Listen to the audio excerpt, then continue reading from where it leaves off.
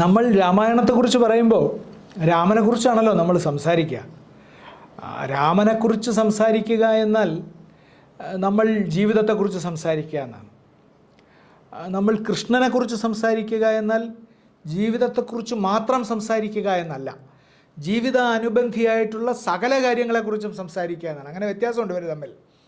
വ്യാസൻ്റെ സൃഷ്ടിയായിട്ടുള്ള കൃഷ്ണനും വാൽമീകിയുടെ സൃഷ്ടിയായിട്ടുള്ള രാമനും ഇന്ത്യയിൽ എമ്പാടും, ചിലപ്പോൾ ലോകത്തെമ്പാടും അതിൻ്റെ രണ്ട് തരത്തിലുള്ള സ്വാധീനം ചെലുത്തി നിലനിൽക്കുന്നുണ്ട്. ഈ കഥാപാത്രങ്ങളെ ഒന്ന് താരതമ്യം ചെയ്യുന്നത് വളരെ കൗതുകകരമായിട്ടുള്ളൊരു കാര്യമാണ്. ഈ രണ്ട് കഥാപാത്രങ്ങൾ രണ്ടുപേരും ഇന്ത്യയിലൊട്ടാകെ ആരാധിക്കപ്പെടുന്നവർ. ശ്രീകൃഷ്ണൻ വലിയ റൊമാൻറ്റിക് ഹീറോ എന്ന നിലയിലാണ് ആരാധിക്കപ്പെടുന്നത്, കാൽപ്പനികനായ നായകനായിട്ടാണ്. കാൽപ്പനിക നായകന്മാരെല്ലാ സമയത്തും വിജയിച്ചുകൊണ്ടിരിക്കുന്ന ആളുകളല്ല, പരാജയപ്പെടുന്ന ആളുകളാണ്, ദുഃഖങ്ങളെ ഏറ്റുവാങ്ങുന്ന ആളുകളാണ്. എത്ര ദുഃഖം ഏറ്റുവാങ്ങിയാലും എത്ര പരാജയപ്പെട്ടാലും അതിൽ കീഴടങ്ങാത്ത ആളുകളാണ്. ശ്രീകൃഷ്ണൻ അങ്ങനെ കീഴടങ്ങാത്ത ഒരാളായിരുന്നു.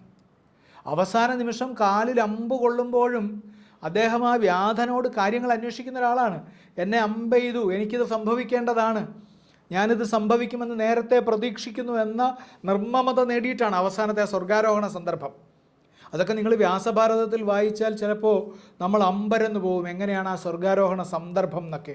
അത് വായിച്ചു നോക്കണം. ആ ഇതിന് തൊട്ട് മുമ്പ് വന്നിങ്ങനെ കിടക്കുമ്പോൾ കുഞ്ഞിക്കുട്ടൻ തമ്പുരാൻ്റെ വ്യാഖ്യാനം നമ്മുടെ കയ്യിൽ ലഭ്യമുണ്ട്, പ്രകാശത്തിൻ്റെ ഗദ്യപരിഭാഷയുമുണ്ട് നമ്മളുടെ മുമ്പിൽ, വായിച്ചു നോക്കണം. അങ്ങനെ നമ്മൾ കിടക്കുമ്പോൾ അദ്ദേഹത്തിൻ്റെ മുന്നിൽ ഈ പൂർവ്വകാല രംഗങ്ങൾ മുഴുവൻ മനസ്സിലൂടെ കടന്നുപോയി എന്നാണ്. ആ കുറച്ച് നിമിഷം കൊണ്ട് അദ്ദേഹത്തിൻ്റെ പൂർവ്വകാല രംഗങ്ങൾ മുഴുവൻ മനസ്സിലൂടെ കടന്നുപോയി. ആ കടന്നു പോകുമ്പോൾ ഉണ്ടാകുന്ന നിർമ്മമതയാണ്. അതിൽ അദ്ദേഹം ആ പൂർവ്വകാല കാര്യങ്ങളിലൊന്നും അദ്ദേഹം ഏതെങ്കിലും തരത്തിൽ ചഞ്ചലനാവുന്നില്ല. പകരം ഞാൻ യോഗസമാധിയിലാകാൻ പോകുന്നു എന്നാണ്.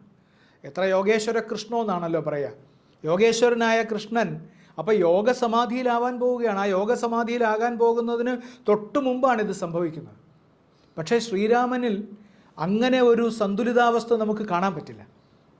ശ്രീകൃഷ്ണൻ താൻ ജീവിച്ചിരുന്ന കാലത്ത് അദ്ദേഹം നിലവിലുണ്ടായിരുന്ന ഒരു നിയമസംഹിതയ്ക്കും വിധേയനായിട്ടല്ല ജീവിച്ചത്. ആ കാലത്ത് നിലവിലുണ്ടായിരുന്ന ആചാരങ്ങളെയെല്ലാം ലംഘിക്കാനാണ് ശ്രമിച്ചത്. അതുവരെ നിലവിലുണ്ടായിരുന്ന എല്ലാത്തരം മാന്ത്രിക പ്രയോഗങ്ങളെയും താന്ത്രിക പ്രയോഗങ്ങളെയും നിഷേധിച്ചാണ് ജീവിച്ചത്. ഭഗവത്ഗീത പറയുന്നുണ്ടല്ലോ, നിങ്ങൾ വേദത്തിൻ്റെ കർമ്മകാണ്ഡത്തെ ഒരു കാരണവശാലും പരിഗണിക്കരുതെന്ന് പറയുന്നുണ്ട്. നിങ്ങൾ ഈ കർമ്മകാണ്ഡത്തെ, യാഗം യജ്ഞം എന്നൊക്കെ പറയുന്ന ഈ കർമ്മകാണ്ഡത്തെ ഒരു തരത്തിലും നിങ്ങൾ പരിഗണിക്കേണ്ടതില്ല എന്ന് ഭഗവത്ഗീതയെ പറയുന്നുണ്ട്. അദ്ദേഹത്തിൻ്റെ ജീവിതത്തിലും അങ്ങനെ തന്നെ.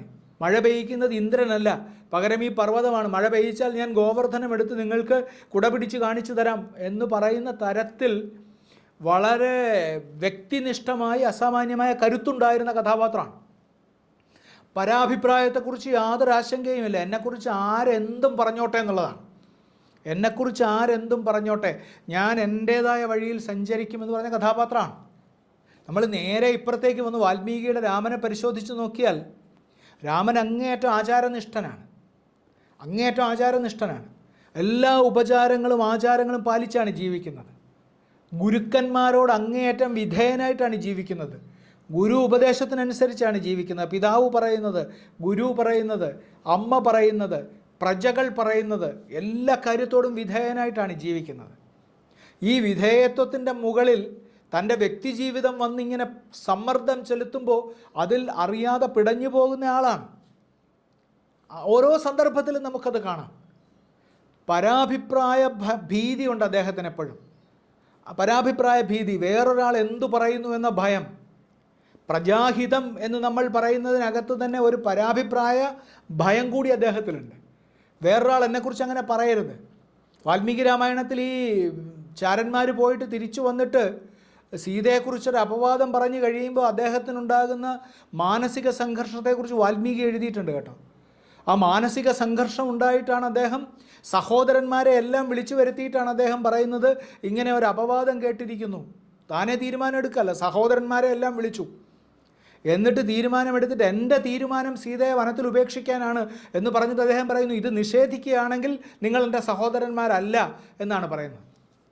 അങ്ങനെ പറയുന്ന തരത്തിൽ അസാമാന്യമായ സംഘർഷം അനുഭവിക്കുന്നു.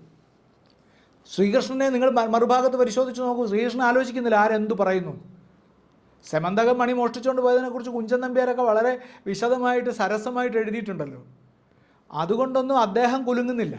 ഈ രണ്ട് കഥാപാത്രങ്ങൾ തമ്മിൽ, നമ്മളുടെ ഇതിഹാസത്തിലെ രണ്ട് കഥാപാത്രങ്ങൾ, നമ്മൾ അവതാരങ്ങളെന്ന് കീർത്തിക്കുന്ന ഈ രണ്ട് കഥാപാത്രങ്ങൾ നമ്മളുടെ മനസ്സിൻ്റെ രണ്ട് ഭാഗങ്ങളാണ്.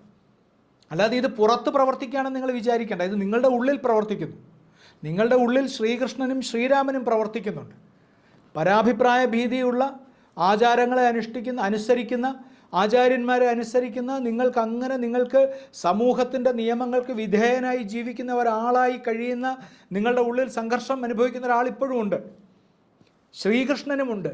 ഈ പരാഭിപ്രായത്തെ മാനിക്കേണ്ട, എനിക്ക് ഉച്ഛൃംഖലമായി ജീവിക്കണം, എനിക്ക് ഈ ചങ്ങലകളെ പൊട്ടിച്ച് ജീവിക്കണം, എനിക്ക് തോന്നിയത് ചെയ്യണം, എനിക്ക് ശരിയെന്ന് തോന്നുന്നത് ചെയ്യണം, ആ ചെയ്യുമ്പോൾ അതിൽ എൻ്റേതായ ഒരു ശരിയുടെ ഉറപ്പുണ്ടാവണം എന്ന് വിചാരിക്കുന്ന, അതും ധർമ്മബോധത്തിൻ്റെ അടിസ്ഥാനത്തിൽ തന്നെയാണ്. ധർമ്മബോധം എന്ത് എന്ന് ഞാൻ പറയുമ്പോൾ, ധർമ്മബോധം എന്ത് എന്ന ചോദ്യത്തെക്കുറിച്ച് മഹാഭാരതം ഒരു തീർപ്പ് കൽപ്പിക്കുന്നില്ല എന്ന് നമ്മൾ പറഞ്ഞു. ആ തീർപ്പ് കൽപ്പിക്കാത്തതിൻ്റെ ഒരു സന്ദിഗ്ധാവസ്ഥ നിലനിൽക്കെ തന്നെ ഈ കഥാപാത്രങ്ങൾ രണ്ടും നമ്മളുടെ ഉള്ളിൽ സജീവമായി ജീവിക്കുന്നു. നമ്മളുടെ മനസ്സിൽ അതത് സമയത്ത് ചിലപ്പോൾ ശ്രീകൃഷ്ണനായും ചിലപ്പോൾ ശ്രീരാമനായും നമ്മളുടെ ഉള്ളിൽ എല്ലാ സമയത്തും നമ്മളെ സംഘർഷത്തിൽ നയിച്ചും സംഘർഷത്തിൽ നിലനിർത്തിയും സംഘർഷത്തിൽ നിന്ന് വിമോചനം നൽകിയും ഈ കഥാപാത്രങ്ങൾ ജീവിക്കുന്നു. നമ്മൾ ആ തരത്തിൽ നമ്മളതിനെ നമ്മളുടെ മാനസികാപഗ്രഥനത്തിൻ്റെ ഭാഗമായിട്ട് കൂടി ഈ കഥാപാത്രങ്ങളെ കാണണം എന്നാണ് നമ്മൾ മനസ്സിലാക്കേണ്ട വസ്തുത.